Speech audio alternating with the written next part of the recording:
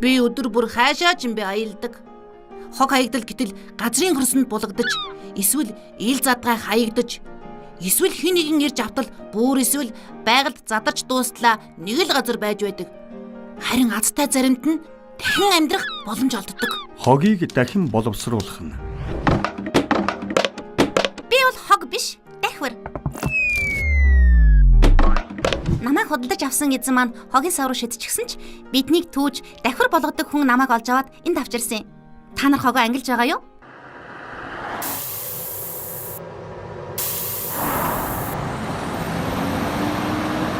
Ашгүй дээ. Бидэнд хогоо ангилан ялгах боломж байгаа юм байна. Тийм ээ. Чи одоо найзуудад ач бас хогоо ангилахыг уриалах хэрэгтэй дээ. Яагаад? Тэгэхгүй бол зөвхөн чиний ангилсан хогийг авахын тулд бүхэл бүтэн ачааны машин ирж чадахгүй шүү дээ. Харин манай хотхон хорооллын бүх айл хогоо ангилчихвал энэ үйлдвэрийн давхар цуглуулах машинууд хуваарийн дагуу твш дүүрэн түүхий эдтэй ирээд байх боломжтой болно. Ачаагүй хаасан машинч шатхуун зарцуулж жолоочны тусамжтай л явдгийг нэрээ мартаж болохгүй юм байна. Хотын бүх иргэдээс жилд гарах хог 1,400,000 тонн. Эндээс бид аль болох олуулаа ангилвал яг талтай тэнцэх давхар гарах боломжтой. Тэгэхээр үлдсэн хогийг л газрын хөрсөнд буулгах нь байна. Өвөө? Гэхдээ 700,000 тонн хог гэдэг бас их байна. За байж яавал бид илүү бага хог гаргах вэ?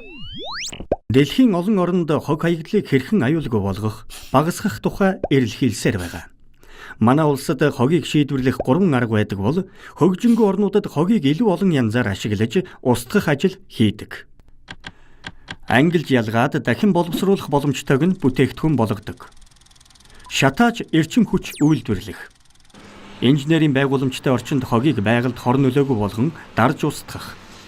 Аюултай эмнэлгийн хог хаягдлыг эрүүл мэнд байгаль орчинд аюулгүй болгон өндөр температурт битүү орчинтой шатаах үйлдвэрт шатааж устгах зэргээр хогны байгаль нийгэмд үзүүлэх нөлөөг бууруулах маш том үйлдвэр байгууламжууд тогтмол ажиллаж байдаг байх нь.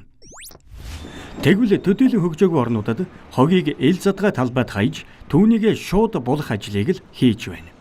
Манай улсч бас ихэнх л булдаг штэ. Удахгүй бүх зүйл илүү дээр болно гэж найдаж байна.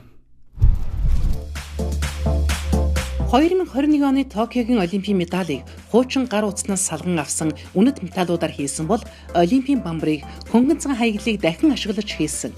Хүндэтгэлийн эндрийг ахуйн болон далайн хуванцар хаягдлыг дахин боловсруулж хийжээ. Олимпиад оролцохоор ирсэн тамирчдын байрны тавилга болон тасалгаануудыг дахин ашиглах материалуудаар хийсэн гэх мэт дэлхийн хамгийн нэр хүндтэй спортын наадмаар дамжуулан хүндрэлтэн тулгарсан хог хаягдлын асуудлыг хэрхэн шийдэх боломжтойг харуулсан. Тэр байтугай спорт хувцсны томоохон брэндүүд ч хуванцар дахин боловсруулсан хувцсаар өрсөлдөн байгалийн нөөцийг хэмнэж хэрэглэгдсэн бүтээгдэхүүнээ дахин түүхийд болгон эргэлтэнд оруулах сонголтыг хийж үлгэр жишээ үзүүлэх болсон. Хөөх янзтай. Энийг л хэлээд байсан юм штэ. Би ч бас удахгүй сургуулаа төгсөөд Монгол дахин боловсрдоггүй зарим төрлийн хогийг дахин боловсруулах шинэ технологи нээж олоод хувийн бизнестэй болж болох юм байна.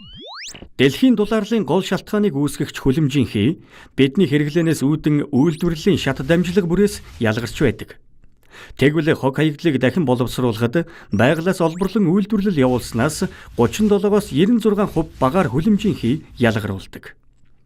Зөвхөн 1 тонн хуванцар дахин боловсруулснаар 5.7 м квадрат газрыг хогийн цэг болохоос сэргийлж, нэг өрхийг 7 сар цахилгаанаар хангах эрчим хүч хэмнэдэг.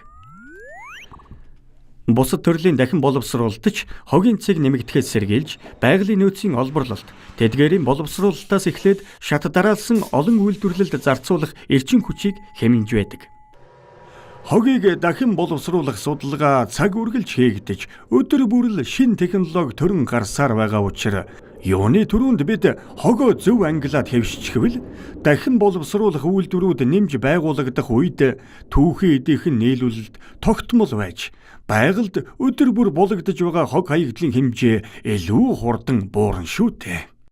Бидний эргэн тойронд байж л байдаг эд зүйлсийг бидний хэрэглээд хайсан хуванцраар хийдэг байх нь.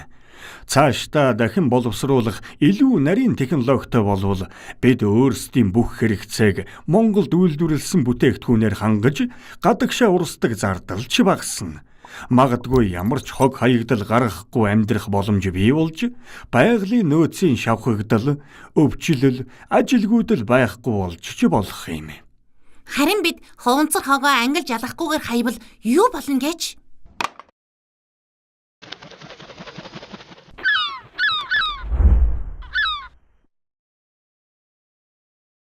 Намайг тэгж шувуу одоо байхгүй болсон.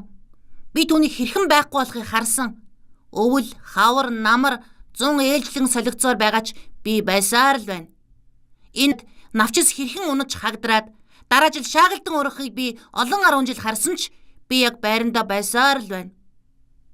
Миний эргэн тойронд өвс ургахаа болж амьтад ирэхэ болоод удаж байна оо.